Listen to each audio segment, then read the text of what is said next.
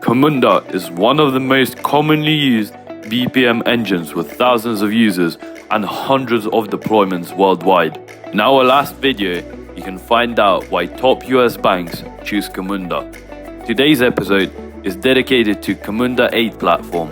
Since the release of the platform in 2013, the Camunda team hasn't stopped improving it. And in April 2022, Camunda 8 was introduced. This was a significant departure from the Camunda platform as we knew it, with a modernized architecture, implemented improvements and extended features. Some time has passed since then, allowing us to experience its influence and usefulness through live examples.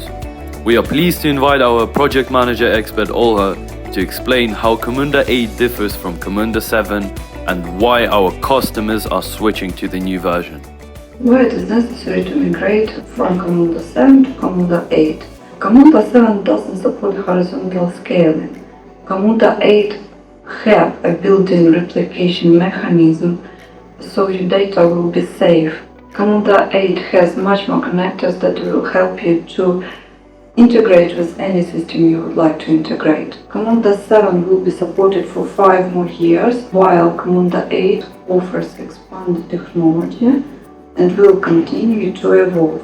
One of our clients suggested to migrate from Camunda 7 to Camunda 8, and the key reason was they would like to change the architectural structure that was built on Camunda 7 because the architecture wasn't really satisfied their needs anymore since their priorities were changed.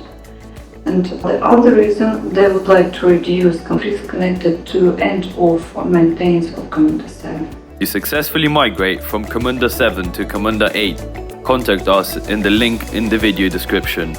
Next time, our technical experts will tell you exactly what to look out for when migrating to the new version of the platform. So subscribe to our channel and do not miss out on any new insights about Camunda from Integrity Vision. Thanks for watching.